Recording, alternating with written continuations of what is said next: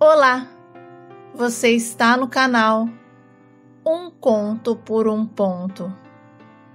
Eu te convido a curtir, a comentar, a compartilhar e se inscrever no nosso canal. Quando eu tinha 9 anos de idade, os meus pais se separaram. E mesmo após a separação, a relação entre eles continuava conturbada, marcada por constantes desentendimentos. As discussões eram frequentes, mesmo por telefone ou pessoalmente. Os dois não conseguiam manter um diálogo. Nos dias de visita, infelizmente, a situação piorava. Em vez de momentos harmoniosos entre pais e filhos, eram encontros repletos de xingamentos e troca de palavras ofensivas. A mamãe não deixava passar em branco os desaforos do papai.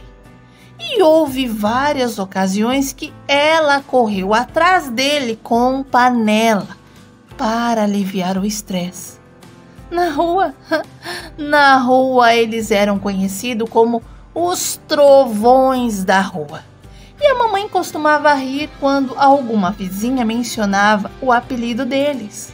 E com um sorriso estampado no rosto, ela dizia: "Ô minha filha, tem homens que nascem só para nos fazer perder a classe. E esse é um deles. Ainda bem que esse aí, não consegue roubar o meu bom humor." A minha mãe, realmente, era de fato a mulher mais bem-humorada que eu já conheci. Ela sorria para a vida, para os problemas, para as dificuldades, e foram muitas, para o desemprego e até para a sorte de ter arrumado um excelente emprego na prefeitura da nossa cidade. Ela era a luz e fazia de tudo para a gente não sentir a falta do papai. E realmente ela conseguia. O único desequilíbrio dela era o ex-marido. Ele sabia tirá-la de cima do salto. A minha irmã Silvia e o meu irmão Eduardo eram menores na época e não guardam lembranças dos acontecimentos que eu testemunhei ao lado da nossa mãe. Nossa vida só teve paz quando meu pai iniciou um relacionamento com outra mulher. Na verdade, essa mulher já era sua amante. Os dois mantinham um caso escondido. E quando a mamãe descobriu, botou ele para correr e seguiu a sua vida. Mas o meu pai, machista do jeito que era, achava incorreto a separação. E na cabeça dele, a mulher tinha que aceitar todos os erros e deslizes do marido. E a nossa mãe? A nossa mãe não aceitou. Ela era mulher suficiente para cuidar da sua vida sozinha, do que ao lado de um traíra. E quando eu completei 12 anos, a minha mãe precisou ser internada devido aos problemas causados pelo excesso de cigarro que ela fumava. O meu pai, infelizmente, não demonstrou preocupação e não apareceu para nos ver. E quando eu liguei para contar o que estava acontecendo com a nossa mãe, a sua resposta foi: sei. E o que você quer que eu faça? Não tivemos o suporte dele. Mas, em compensação, a nossa vizinha, a dona Zélia, foi uma mão na roda. Ela fazia questão de visitar diariamente a mamãe no hospital. E quando retornava, sempre me tranquilizava dizendo: "Sua mãe está melhor, viu, Edson?" A dona Zélia fazia comida para nós, colocava a gente para tomar banho e, para não nos deixar sozinha, ela pedia para a filha dela, a mais velha, a Ana, dormir com a gente. E no dia seguinte, lá estava ela, batendo na porta, abrindo a janela, preparando o café e fazendo a gente entender que a vida precisava seguir e que a nossa mãe logo logo estaria em casa. Mamãe recebeu alta, mas naquele ano ela passou mais tempo hospitalizada do que em casa com a gente.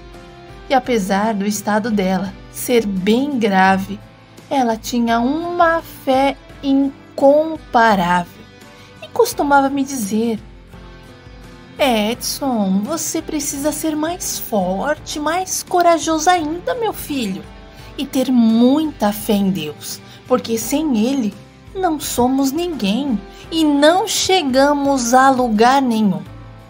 Mas eu estava com tanto medo que eu perguntava: Mamãe, esse Deus que a senhora crê, Ele vai te curar?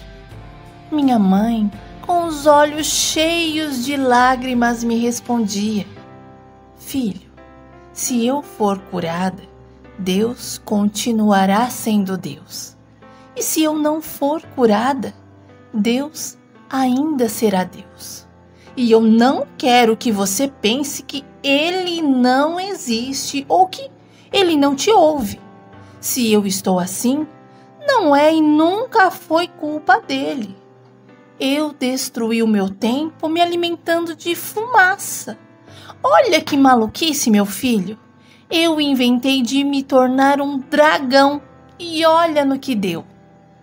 Minha mãe sempre achava um jeitinho de me fazer rir e eu e os meus irmãos ríamos do jeito que ela falava. Nosso último Natal juntos foi inesquecível. Minha mãe estava tão fraquinha, tão debilitada, que a única coisa que eu sentia era a vontade de chorar. Olhar para ela me dava uma tristeza assim tão profunda que eu passei o tempo todo abraçado a ela. Eu não quis presente, eu não quis roupas, nada para mim tinha importância naquele momento. Mas, como a mamãe era apaixonada pelo Natal e pela virada de ano, ela fez questão que as coisas funcionassem exatamente como sempre funcionaram. E mesmo frágil do jeito que estava, ela entregou uma quantia em dinheiro para a Dona Zélia e pediu para ela fazer a grande gentileza de comprar roupas, sapatos, brinquedos e umas bolinhas novas para a montagem da sua árvore. E a Dona Zélia foi muito amiga da mamãe e fez essa gentileza. Ela pegou a mão da minha irmã Silvia e do meu irmão Eduardo e partiram para as compras. E eu preferi ficar com a mamãe porque eu estava sentindo que aqueles eram os nossos últimos momentos juntos. Ajudamos a mamãe a montar a árvore e ao terminarmos, ela nos pediu para sempre amarmos o Natal, pois era a sua data favorita. O mês de dezembro foi o único mês que a mamãe não precisou ser internada e aproveitamos cada minuto, cada segundo ao seu lado. Ela nos abraçava, nos beijava, dizia que nos amava e afirmava que gostaria muito de nos ver como doutores só para cuidarmos dela. A minha mãe costumava brincar que a Silvinha seria fisioterapeuta respiratória e o Edu pneumatologista e eu, por minha vez, um clínico geral. O nosso conto de fadas teve um fim quando a nossa mãe faleceu. Ela partiu no começo do ano de 1958 e aquilo para mim foi devastador. Eu não suportava a ideia de viver sem ela. Naquela época eu era apenas um menino e saber que nunca mais veria minha mãe era terrível. E com a morte da nossa mãe, fomos obrigados a morar na casa do nosso pai, enquanto a esposa dele acolheu os meus irmãos mais novos como filhos. Comigo, ela se mostrou hostil, grosseira e implicava o tempo todo com tudo que eu fazia. A Magali me xingava, alegando que eu era desequilibrado, louco e parecia ter problemas mentais. E quando meu pai chegava cansado do trabalho, ela dizia que eu passava o dia todo pelos cantos, conversando sozinho, e sugeriu que ele procurasse um médico de cabeça. Mas era tudo invenção dela. O que eu fazia era sentar no fundo da casa e olhar para o céu, conversar com Deus. Sabe, eu via as nuvens se transformando em diversas formas, e ali eu falava: agora virou um cachorrinho, agora uma mão. A dona Magali sabia que eu não tinha problema mental, mas ela fez o meu pai acreditar. Papai marcou um monte de médico, mas como trabalhava direto, quem me acompanhava era a sua mulher. E ao entrarmos na sala, ela começava a comentar muitas coisas sobre mim, insistindo que eu aparentava ser inofensivo, mas na verdade era perigosíssimo. E só ela sabia o que estava passando. E eu fui submetido a uma série de exames e medicamentos que me deixavam sonolento, e foi preciso interromper os meus estudos. A minha vida se resumia a ficar trancado no quarto, sem saber se era dia ou noite, perdendo contato com os meus irmãos. Apenas conseguia ouvir os risos e gritos dele e pensava comigo: pelo menos eles estão sendo bem cuidados. E fui internado num sanatório. E quando estávamos nos dirigindo para esse lugar, eu implorei, pedi para o meu pai não fazer aquilo, mas ele insistia que, segundo os profissionais, eu precisava de cuidados especializados e que seria apenas um tempo, e me garantiu que, assim que eu melhorasse, retornaria para casa e que, se eu fosse bonzinho, logo tudo ficaria bem. E quando meu pai foi embora, me deixando ali com um bando de gente desconhecidas, eu chorei. Falei que não era louco, que eu era uma criança normal, mas como eles eram acostumados a ouvir aquilo de todos, eles me deram foi um tranquilizante e eu acabei pegando no sono. Olha, eu não vou saber dizer assim muitos detalhes de como foi o tempo que eu passei lá dentro, porque muitas das lembranças se apagaram, mas teve um garoto que ficou marcado na minha memória. Ele foi o meu melhor amigo. Gabriel era um menino que tinha um grande problema de esquecer as coisas, as pessoas, e cada dia para ele era como um novo começo. Todos os dias ele se apresentava para mim como se fosse a primeira vez, falando que eu parecia um garoto bacana e por isso gostaria de me convidar para uma partida de futebol. E ali a gente jogava bola, ria, corria e brincava de centenas de coisas. Mas no dia seguinte tudo começava outra vez. Mas mesmo assim, a gente criou uma amizade bacana porque o Gabriel era muito alegre, feliz, igualzinho a minha mãe.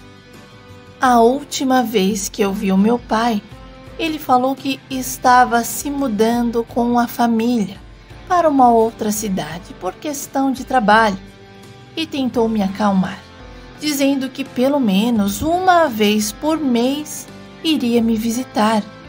E eu chorei como de costume e implorei mais uma vez para ele me tirar daquele lugar. No entanto, tudo o que ele pôde dizer foi que ainda não era o momento. Papai foi embora e me deixou em lágrimas, mas o meu amigo Gabriel veio me consolar. Ele me abraçou e falou: "Olha, se é por causa do trabalho, entenda.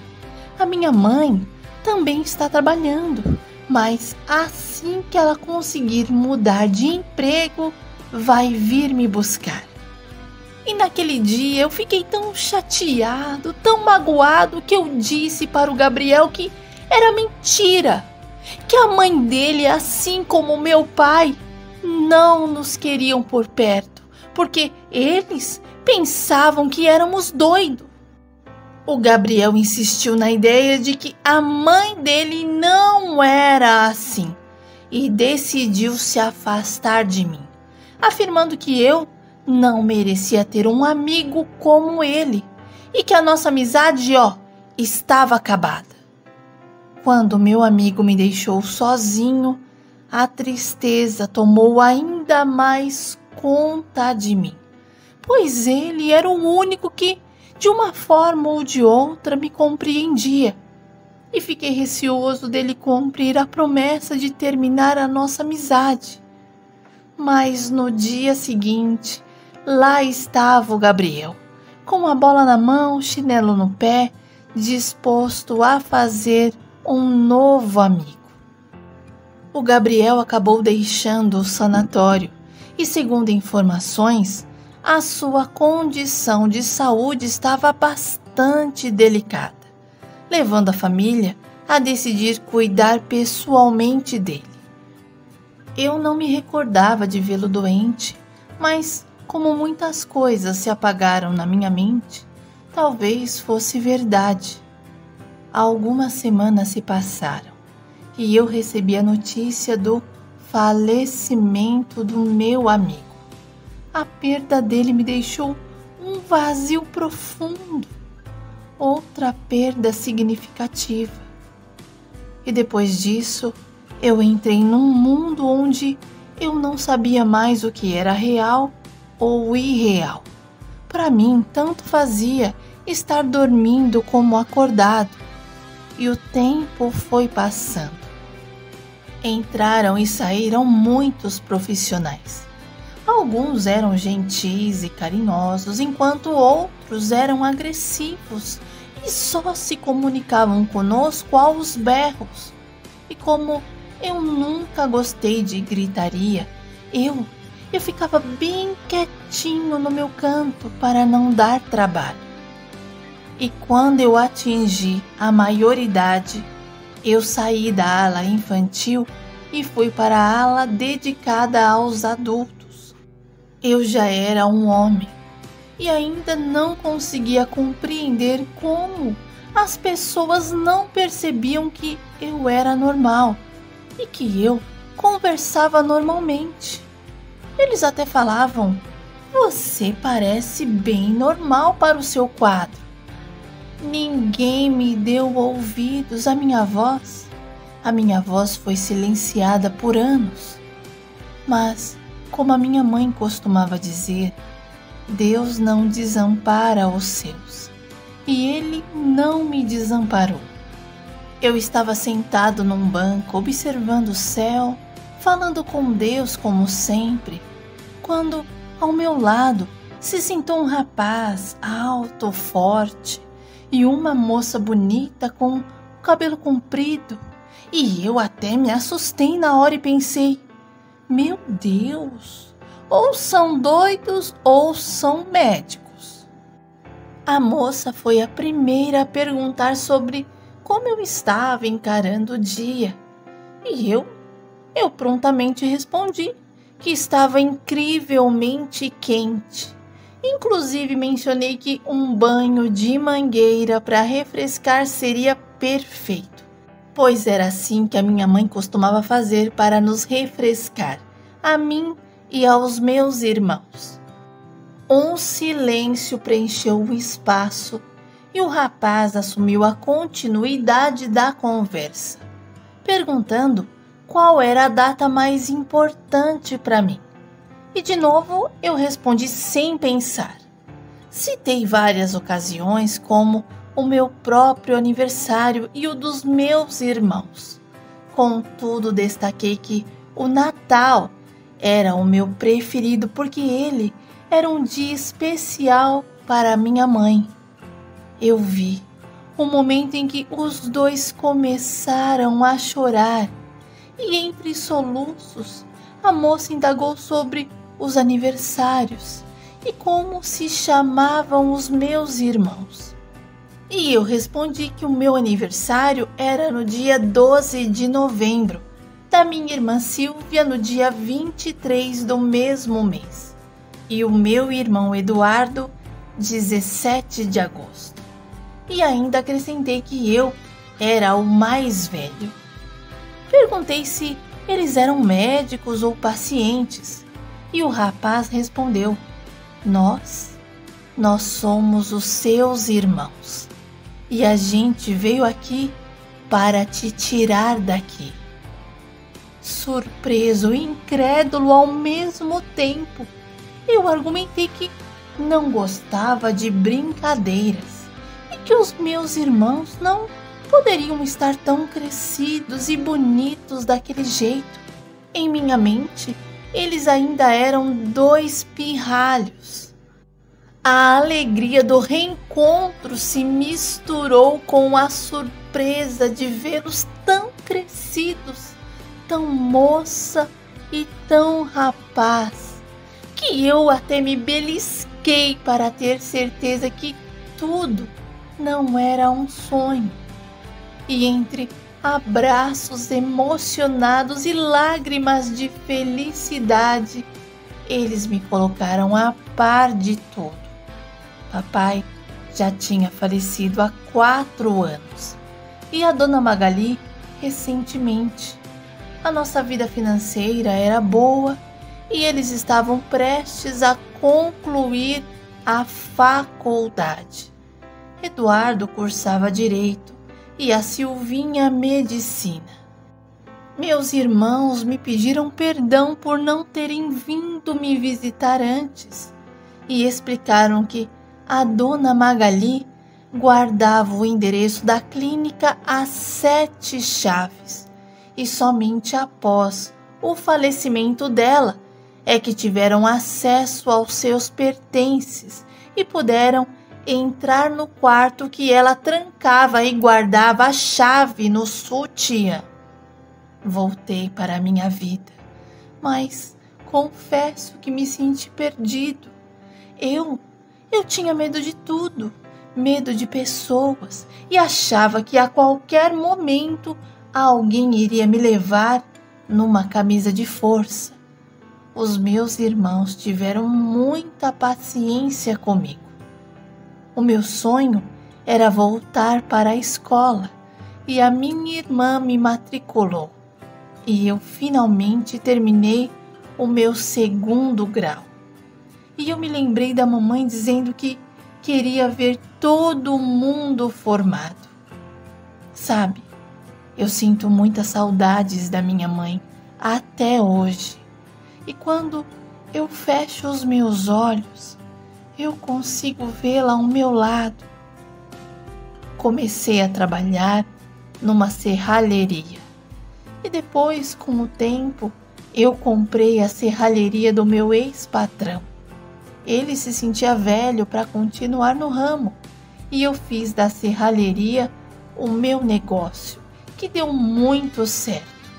Era muito pedido, muito orçamento e eu montei uma equipe.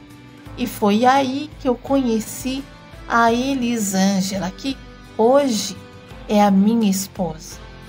Ela entrou para trabalhar como recepcionista. Atendi os clientes, os telefonemas, e ela foi tão esperta que ganhou o meu coração.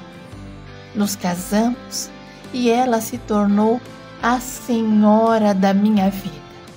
A minha esposa era incrivelmente alegre, feliz, sempre um sorriso no rosto, e a gente podia quebrar o pau, mas na loja nunca ninguém desconfiou. Mas as nossas brigas só duravam alguns segundos. Tivemos 4 filhos, Silas, Marcelo, Luiz e o meu caçula, que dei o nome de Gabriel, em homenagem ao meu amiguinho do sanatório. Os meus filhos herdaram a minha profissão e seguem firme no ramo. Meus irmãos são tudo para mim. A gente sempre se fala quase todos os dias. Como eu sou o mais velho, ainda posso dar bronca neles e eles me respeitam. Eu estou com 78 anos e me sinto um jovem. Todos os dias eu acordo e me levanto com a mesma energia de antes.